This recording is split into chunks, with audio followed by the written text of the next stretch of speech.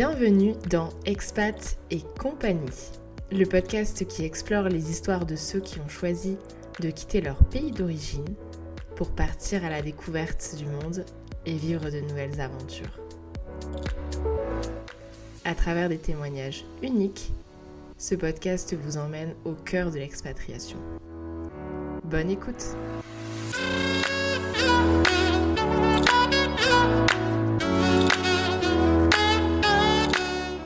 Bienvenue dans ce nouvel épisode du podcast. Souvenez-vous de Rose et Conrad, ce couple d'aventuriers que nous avons suivi dans leur épisode spécial Van Life sur les routes d'Europe.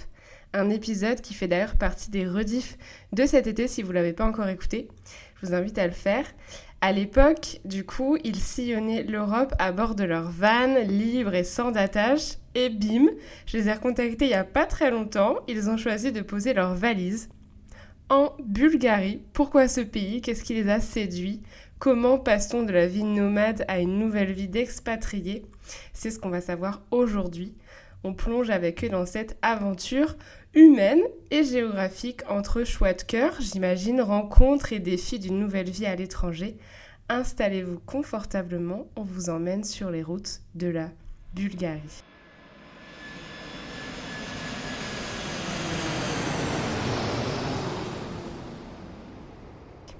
Bonjour Rose, bonjour Conrad. Salut Clotilde. Salut Clotilde. Est-ce que vous allez bien? Eh bien écoute, oui, très très bien. Au top. Très très bien, donc on est avec vous depuis la Bulgarie, donc la Bulgarie située en Europe du Sud-Est. Écoutez, j'ai hâte de savoir déjà où vous êtes en Bulgarie et comment vous avez atterri là-bas. Qui veut répondre en premier? Je pense qu'on a tous les deux beaucoup envie d'en parler parce qu'on aime tous les deux beaucoup la Bulgarie. Oui. Euh, Donc on a atterri dans les montagnes pas loin de la station de ski qui s'appelle Bansko et dans une zone montagneuse du sud de la Bulgarie, à 1 heure à peu près de la Grèce, dans un endroit qui est absolument magique et magnifique. Voilà. D'accord. Quelles ont été vos premières impressions en arrivant en Bulgarie? Je vais te laisser répondre Conrad, c'est toi qui es arrivé en premier en Bulgarie. Attends, t'es arrivé en premier, donc vous étiez pas ensemble à ce moment-là. Il va falloir qu'on se remette un petit peu dans le contexte. Alors, entre Oui. le moment où vous étiez en van et le moment où vous avez décidé de vous installer en Bulgarie, il a dû se passer un paquet de choses. Est-ce que rapidement, un de vous deux peut nous résumer tout ça? Ouais, en fait du coup on voyageait depuis 4 ans en van et on n'avait pas forcément prévu d'arrêter de voyager. Par contre, notre première réflexion sur l'idée d'éventuellement poser nos valises, elle était liée à des sujets bassement humains, à savoir qu'on payait à l'époque nos impôts en France alors que nous n'y vivions pas. Et on a commencé à regarder un petit peu les pays intéressants fiscalement où on pourrait s'installer pour cette raison. Et parmi ces pays, il y avait la Bulgarie, mais la Bulgarie, c'était un pays qu'on ne connaissait pas du tout. Et du coup, on l'avait un petit peu mis de côté en se disant, ça nous intéresse pas trop, on va pour l'instant continuer de voyager. Et un jour, alors que moi j'étais en France pour voir ma famille et Conrad voyageait lui tout seul de son côté en van en direction de la Grèce, il a eu à traverser la Bulgarie. Et c'est un pays, et notamment Bansko, la ville où on s'est installé, c'est une ville qui est très réputée par les nomades, enfin du côté des nomades. Et donc il en avait entendu parler, et sur le chemin vers la Grèce, il y avait le panneau Bansko, et Conrad a décidé d'aller voir, tiens, je vais aller voir cette fameuse ville où il y a beaucoup de nomades qui aiment bien aller s'installer. Et donc voilà comment Conrad s'est retrouvé à Bansko tout seul. Et il m'a téléphoné, il m'a dit, écoute, je crois que c'est peut-être ici qu'on va s'installer en fait. Ça y est, j'ai trouvé l'endroit où on va vivre bientôt. Ah ouais, incroyable. Incroyable. Et avant de vous installer, est-ce que vous aviez une image particulière de la Bulgarie? Et c'est ça qui est particulier avec la Bulgarie, surtout depuis la France, c'est que c'est vraiment pas un pays qui est sur le radar. C'est ça. C'est un pays qui a rejoint l'Union européenne en 2007 et qu'on n'a pas forcément comme destination de vacances, qu'on s'imagine pas du tout, tiens, je vais aller en Bulgarie. Et ça, c'est particulièrement marquant quand on parle à des Français, que ça les surprend en fait quand ils arrivent là, et nous on avait ce même sentiment, c'est de se dire, mais en fait c'est génial. Alors, plus concrètement, le premier contact avec la Bulgarie, ça c'est aussi une expérience que beaucoup de gens rencontrent, est un peu froid et un peu curieux. C'est-à-dire que c'est vraiment un autre monde et une autre culture. On n'est pas dans l'Europe de l'Ouest, on est vraiment sur l'Europe slave qui est vraiment à des marqueurs différents dans les interactions avec les gens et dans la façon je sais pas, de vivre, quoi. Tout est différent et il faut passer un peu un cap pour pouvoir apprécier. Il faut faire des bonnes rencontres et une fois que ça c'est fait, ben, on découvre un pays qui est vraiment fabuleux. Une des choses qui nous avait fait un peu mettre de côté la Bulgarie au début, c'était aussi la barrière de la langue. Parce que ici, au-delà du fait que c'est pas ni de l'anglais ni du français, c'est même pas le même alphabet. Il faut apprendre l'alphabet cyrillique, qui d'ailleurs, je le précise, est d'origine bulgare. C'est important pour les Bulgares, donc il faut le préciser à chaque fois qu'on peut. Mais c'est qu'il y a beaucoup de gens ici qui ne parlent pas anglais, donc on se retrouve souvent à galérer au niveau des échanges. Donc c'était très difficile au début, mais maintenant c'est moins difficile parce qu'on a quand même acquis des bases en bulgare qui nous permettent de bien nous débrouiller Oh, dans la vie de tous les bravo! jours. Mhm. Alors, je peux me permettre de poser une petite question quand même. Depuis combien de temps êtes-vous installé en Bulgarie? Alors c'est une question qui est compliquée parce qu'en fait, techniquement, on a acheté l'appartement. Voilà, la timeline elle est assez rapide. C'est qu'en novembre 2021, moi j'arrive à Bansko, je me dis mais c'est génial. Et là je regarde les prix des appartements, je me dis mais c'est pas cher. Et en décembre 2021, on a acheté un appartement à Bansko. Sauf que après, c'est pas juste on achète l'appartement et on se dit on va y vivre. Non, c'est on a un pied à terre, je vais pouvoir y transférer mon entreprise, pouvoir commencer à me baser ici plutôt que d'être basé en France. Mais on n'avait pas forcément ce projet de vivre là tout le temps. Et une fois qu'on a été sur place, on s'est dit mais c'est quand même vraiment super, on a envie de voir quand même passer plus de temps ici. Et après, c'est pas aussi simple, c'est que le fait d'avoir fermé mon entreprise en France, ça a eu d'autres conséquences qui nous ont fait retourner en France à ce moment-là, notamment pour un véhicule de société pour lequel il fallait passer le contrôle technique, ce genre de bêtises. Et donc au final, sur les 3 premières années, donc depuis bon, on va dire janvier 2022, on a dû passer en Bulgarie 2 ans et demi, entre 2 ans et demi et 3 ans. Voilà, à peu près. Ok, 2 ans et demi, 3 ans avec une première découverte en novembre 2021. Ok, donc vous avez quand même pas mal de recul. Est-ce que jusque-là, vous êtes satisfait de votre expatriation en Bulgarie? Bah, je pense qu'on peut dire que oui, parce que donc au départ on s'était dit on va vivre dans le pied-à-terre en Bulgarie 4 ou 5 mois dans l'année et le reste du temps on continuera à voyager en van. Et dans les fêtes, on passe tout notre temps en Bulgarie parce qu'on y est tellement bien qu'on n'a pas besoin de voyager. Bah, voilà, on s'y sent vraiment très bien. Après, oui, c'est sûr que il y a des barrières à passer un petit peu au début parce que bah, le système est à la fois similaire à la France mais à la fois très différent. Je sais pas, ne serait-ce s'inscrire pour l'électricité, pour l'eau. Ils font très peu les choses par internet. Ils parlent très peu anglais, du coup, bah, au début, voilà, on a un petit peu ramé pour certaines choses. Mais on a eu la chance d'avoir rencontré des personnes formidables qui sont bulgares et qui ont pu nous aider un petit peu dans ces étapes-là. Ça a beaucoup facilité et puis maintenant on arrive à pas mal naviguer quand même au travers de l'administration, Mhm. à comprendre comment ça fonctionne, à demander de l'aide quand on en a besoin et mine de rien d'avoir acquis de bonnes bases en bulgare, même si ça reste, on est encore débutant. Mais Ouais. ça, vraiment, ça facilite énormément quand on va dans une administration ou dans des magasins demander quelque chose. D'avoir ces bases en bulgare, ça ouvre tout de suite la discussion. Voilà, les gens sont curieux et puis du coup, ils sont plus prompts à nous aider que si on parlait pas un mot de bulgare. Mhm. Oui, tout à fait. En général, ça aide toujours, j'ai envie de dire, pour à peu près n'importe quelle culture, dans n'importe quel pays, de parler un peu la langue, ou en tout cas de faire l'effort de l'avoir apprise. Bravo, parce que c'est pas évident, comme tu disais, l'alphabet cyrillique comme le russe, hein, c'est ça? Mm. Euh, Oui. et du coup, c'est vraiment une langue du Sud qu'on n'a pas vraiment l'habitude d'entendre. Et l'anglais n'étant pas tellement parlé, peut-être plus dans certaines grandes villes. Je ne sais pas si vous avez eu l'occasion de bouger au cœur de la Bulgarie, ou est-ce que vous êtes vraiment installé à Bansko et que vous y êtes resté jusque-là?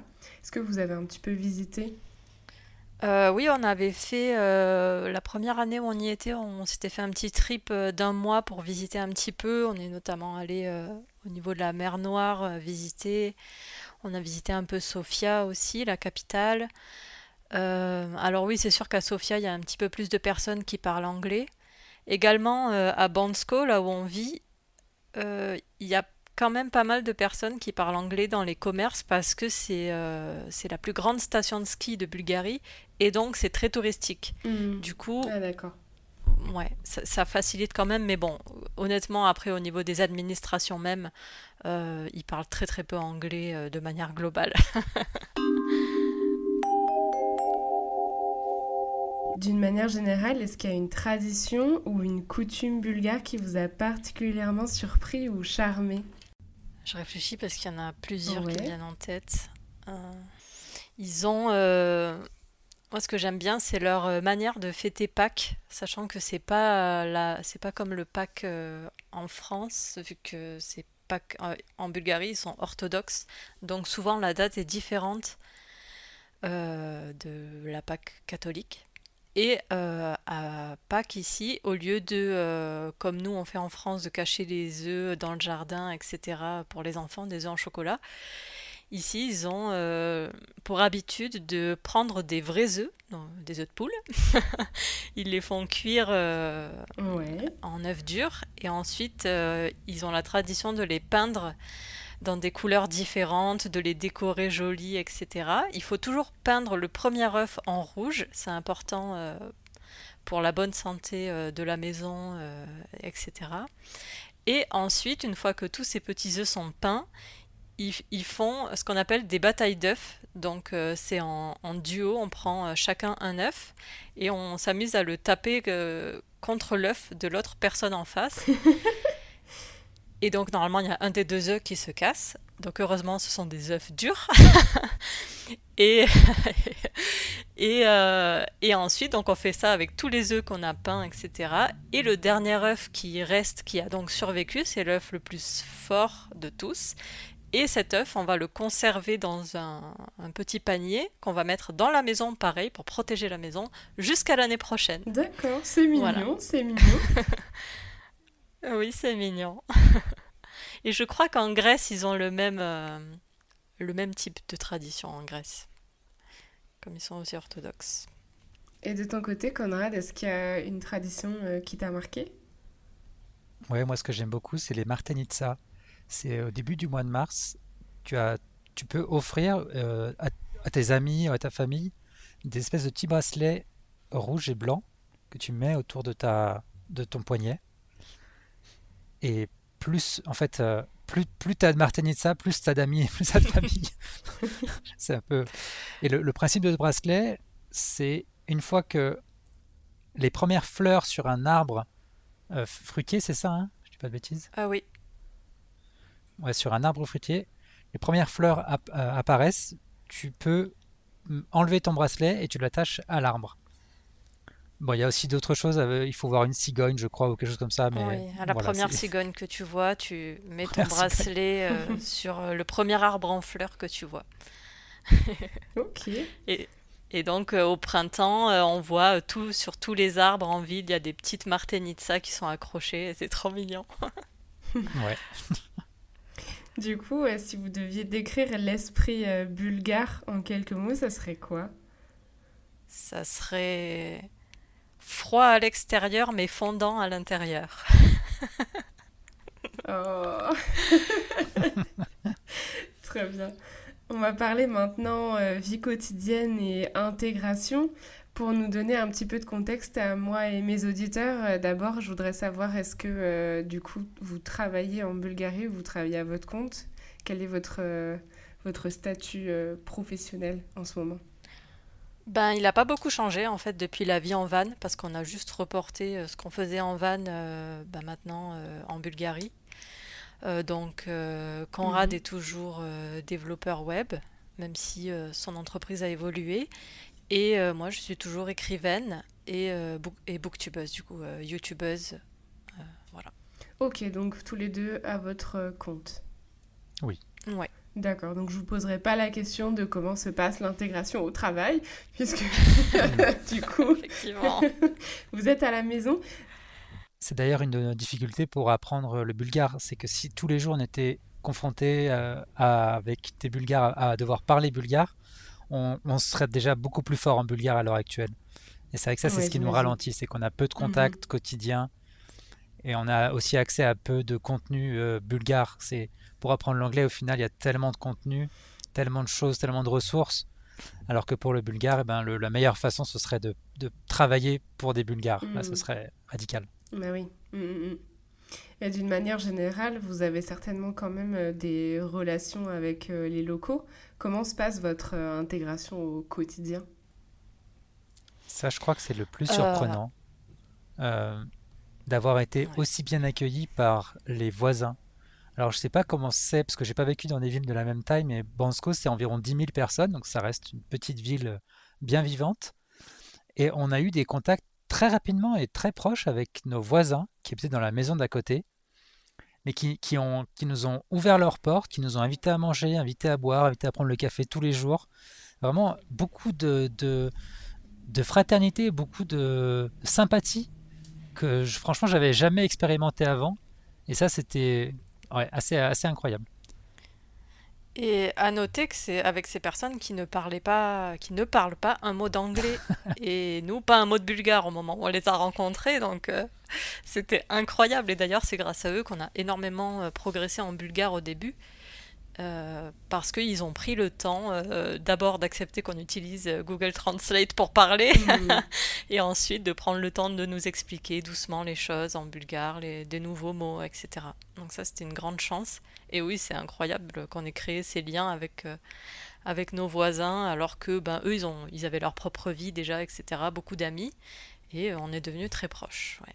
Est-ce que vous avez déjà été invité à manger à une table bulgare, du coup? Oui, plus d'une fois.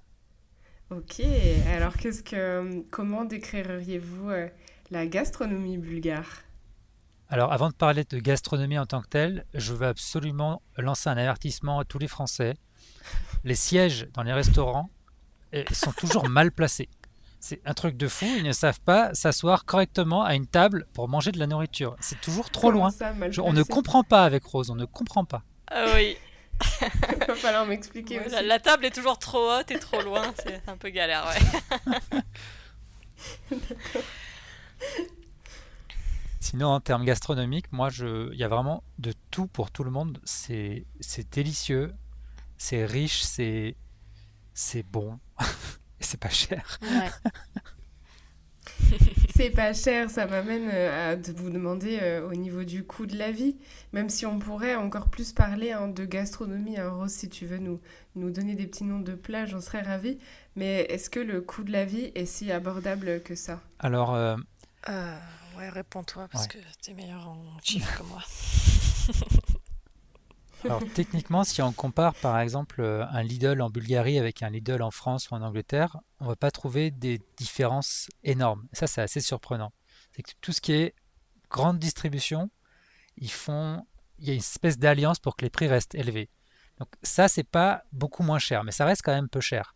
Ce qui est vraiment moins cher, c'est, je l'ai évoqué avant, c'est l'immobilier notamment, qui est encore abordable, mais c'est aussi l'ensemble des services qu'il peut y avoir autour.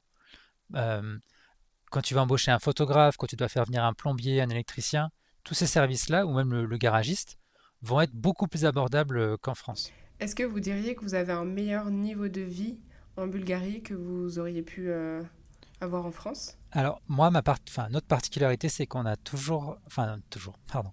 Notre particularité, c'est que depuis qu'on vivait en van, on a été extrêmement frugal, avec une très bonne utilisation de nos ressources financières pour faire durer le voyage le plus Ouais, longtemps. Donc, ouais. c'est un peu compliqué pour moi de me Hmm. projeter dans une vie, je sais pas, dans ma vie antérieure où j'étais sédentaire et où j'arrivais à utiliser tout mon salaire. Là, on est vraiment différent. On a une excellente logistique de nourriture et Mhm. c'est vrai que globalement, actuellement, on se nourrit pour à deux très bien pour 250 euros par mois. Mais on cuisine, on prend des bons ingrédients, on fait beaucoup de choses maison Et donc tout le monde peut s'adapter, tout le monde est différent face à cette question-là. Moi, en tout cas, j'ai l'impression qu'on vit extrêmement bien Mhm. pour peu d'argent. Mais peut-être que l'alimentation elle-même, c'est peut-être le point où il y a le moins d'écart de prix entre la France et la Bulgarie. Ouais. Par contre, on gagne Mhm. sur tout le reste. Et alors, qu'est-ce qu'on cuisine? Qu'est-ce qu'on mange en Bulgarie quand on fait des courses pour 250 € par mois? Bah, nous, on n'est pas forcément un très bon exemple en termes de bulgaritude de notre nourriture. Nous, on cuisine comme on cuisine. On cuisine pas particulièrement bulgare. Mais écoute, Mais ouais, le plat national, même si c'est vrai qu'on le fait assez peu maison parce qu'on en trouve plein dans les magasins, c'est ce qu'on appelle la banitsa. C'est eux, ils mangent ça au petit déjeuner. C'est une sorte de pâte phyllo dans lequel ils mettent un mélange de fromage euh, de style feta, qui ici s'appelle le Cyréné. Donc mélange de feta et de crème fraîche. Tout ça dans de la pâte phyllo pleine de beurre.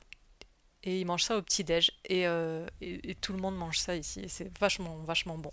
Très gras, mais très bon. Franchement, moi, ça me donne envie, hein. Et Ok. après, ils ont énormément d'autres spécialités locales.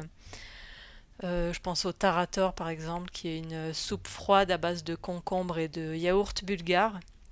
D'ailleurs, la Bulgarie est assez réputée pour ses yaourts. Mais oui, tout à Donc, fait. Mhm. qui sont réputés pour être très bons pour la santé. Et quoi d'autre? Il oh, il y y a a quand même un truc, pardon, la bob je pensais à chorba. autre chose. Oui, vas-y. Non, pardon, je vais t'interrompre sur un sujet. Continue, Bob Chorba. Oui, un plat aussi que moi j'aime bien faire l'hiver, c'est la bob chorba. Bob signifiant haricot, haricot sec, qui est du coup une soupe à base de tomates et de haricots secs. Et nous, l'année dernière, on a nos voisins qui font pousser leurs propres haricots. Donc on leur a acheté des haricots et donc on a mangé de la bob chorba tout l'hiver avec des haricots du voisin et c'était trop bon et trop bien. Oh, super. Il y avait un bon plan que j'avais oublié, que je voulais absolument souligner, c'est d'aller au marché. Quand on fait ça en France, c'est déjà très bien. Mais là, le marché en Bulgarie, c'est incroyable. Le prix des fruits, le prix des légumes est juste imbattable. Trop bien. Vous me donnez envie d'aller en Bulgarie. Mais pour moi, il y a quand même un critère assez important, c'est le climat. Quel est le climat en Bulgarie? Bah alors nous, on vit à 1000 mètres d'altitude, donc c'est un climat qui est un petit peu montagneux, mais pas trop. Mais en fait, en gros, c'est des climats qu'on va retrouver en France à la même altitude. Je pense, voilà, dans les Alpes à 1000 mètres, on a à peu près les mêmes températures. Il fait chaud l'été et très beau, mais pas trop chaud, vu qu'on est quand même en altitude. Et l'hiver, pendant, on peut avoir de la neige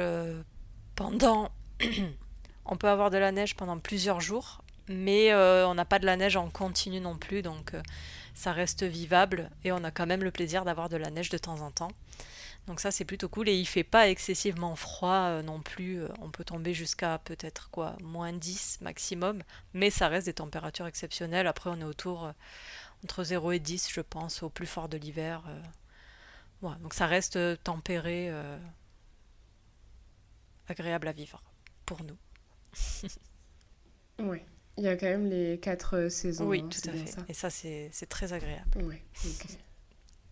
Non, finalement, ça reste quand même assez intéressant, j'ai envie de dire, en termes de localisation géographique, c'est assez stratégique, hein, c'est au carrefour de l'Europe. On a dit que la fiscalité était plutôt avantageuse, le coût de la vie plutôt abordable. Vous nous avez parlé de nature, etc. J'imagine que la qualité de vie est plutôt chouette. Il y a une culture assez riche pour l'instant. J'ai l'impression qu'on est plutôt sur un pays attirant. J'aimerais qu'on parte sur une petite série de questions un peu ping-pong, avantages, inconvénients, clichés, etc. Avec des réponses plutôt courtes et rapides. Est-ce que vous êtes prêts? C'est parti. Alors, quel est le plus gros avantage de vivre en Bulgarie? Le fait d'avoir pu acheter une maison dans la forêt. La liberté. Quel est le truc qui vous agace le plus?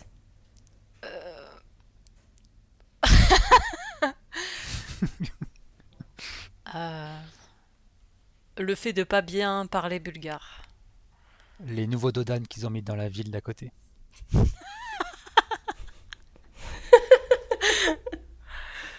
Est-ce qu'il y a un mot bulgare que vous adorez prononcer? Mishka, parce que ça veut dire souris et que c'est le nom de notre chien. Et ben Luna aussi, parce que c'est le nom de l'autre chien. Voilà.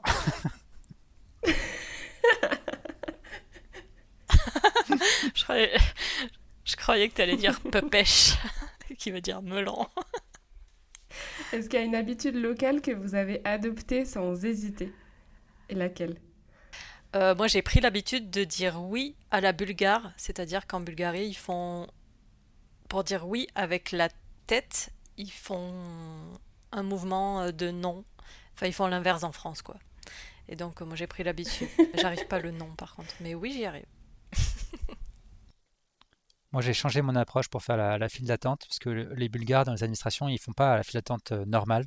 Ils se mettent autour du bureau, autour du guichet, comme si on était une dizaine de lions et qu'il y avait une gazelle qu'on voulait tous manger en même temps. Donc maintenant, en fait, je suis obligé de me mettre parmi la meute de lions et pour attaquer la gazelle administrative. Voilà. Si vous deviez convaincre un ami de venir vivre ici, vous lui diriez quoi? Bah, qu'il y a plein de nature et que la vie est beaucoup moins chère qu'en France et beaucoup plus paisible. Pour le convaincre de venir habiter Ouais. ici, juste viens voir, tu verras. Et si vous deviez, à l'inverse, le dissuader? Il y a des ours. Oh, il n'y a pas de désavantage? Il n'y a pas d'inconvénient à vivre en Bulgarie, alors, ça veut dire? Je sais pas, je suis pas du genre à m'arrêter aux inconvénients. Oh, c'est beau. Et non, mais c'est dans, dans tout, tu sais, c'est comme tu vois la vie, tu peux toujours voir tout le négatif ou voir que le positif. Oui, ce matin, j'ai dû aller au bureau de l'administration fiscale pour justifier d'un retard d'une semaine du dépôt de mon bilan de mon entreprise de l'an dernier parce que ma comptable bulgare d'origine était une arnaqueuse. Euh, et ça n'empêche pas de dire que c'est quand même un pays qui est génial, tu vois. Tu vois. Très bien, je prends. Dernière question. Entre parenthèses, je pense que vous allez répondre votre mariage, mais on ne sait jamais. Euh, Donc, dernière question. Un moment waouh que vous avez vécu ici. Oui, bah, mon mariage la semaine dernière avec Conrad. Félicitations encore. Merci. Conrad, tu réponds la même chose ou non, il y a eu mieux. Je sais pas, faire une hiérarchie des jours. Évidemment que le mariage, il sera tout en haut. C'était vraiment super. On s'est marié, bah, il y a vraiment il y a 3 jours. Et Ouais. c'était un très beau moment. C'était vraiment parfait. Parfait. On peut pas faire mieux Ah, pour nous. c'est beau. Est-ce que vous voulez nous dire un petit mot au sujet de votre mariage pour finir? On a eu un peu de mal à faire les papiers à cause de l'ambassade de France en Bulgarie qui était pas vraiment au fait. J'avais l'impression qu'ils découvraient le fait qu'on pouvait se marier dans une commune bulgare en tant que Français. Bon, il y avait tout ce qu'il fallait comme information et tout, mais ils n'étaient pas très responsive. Enfin, voilà. Donc ça a été un peu compliqué avec l'ambassade française, mais à part ça, on a aussi découvert qu'il fallait qu'on voit 4 médecins différents pour pouvoir se marier. Mais sinon, sur le côté purement pratique du mariage, c'était vraiment très chouette. On a fait ça en petit comité avec donc nos témoins qui sont bulgares et qui nous ont partagé aussi les coutumes locales du mariage. Donc notamment, il fallait que j'écrase le pied de Conrad au moment où il signait pour lui rappeler que c'était moi la chef. Waouh! Ouais. Après, on a dû boire aussi, après la signature, un verre de champagne chacun. Et heureusement, il n'était pas plein. Deux verres de champagne qui étaient reliés par un ruban. Et le premier qui finissait de le boire était officiellement le chef de famille. Donc voilà, Conrad est officiellement le chef de notre famille. J'ai eu beau lui écraser le pied, ça n'a pas marché. Et voilà, donc c'était vraiment trop cool d'avoir des amis bulgares pour ça qui ont pu nous partager leurs petites Mhm. coutumes. Et oui, on a aussi appris que en Bulgarie, ils mettent leur bague de mariage, leur alliance, à l'annulaire droit. Mais bon, nous, on l'a mis à l'annulaire gauche parce que quand même, on est français, donc ça nous faisait trop bizarre. D'accord. Merci en tout cas de nous partager ça, c'est super chouette. Et merci à vous de nous avoir donné des nouvelles. Ça fait très plaisir de voir une belle évolution comme ça dans votre vie. Encore félicitations et merci pour votre témoignage. Eh ben, merci beaucoup à toi. C'était un plaisir de revenir papoter avec toi. Oui, tout à fait. Merci d'avoir écouté cet épisode d'Expat et compagnie. Si cela vous a inspiré, partagez cet épisode autour de vous, laissez-nous un commentaire et suivez-nous sur les réseaux sociaux pour ne pas manquer la sortie de nos nouveaux épisodes tous les 15 jours. À bientôt!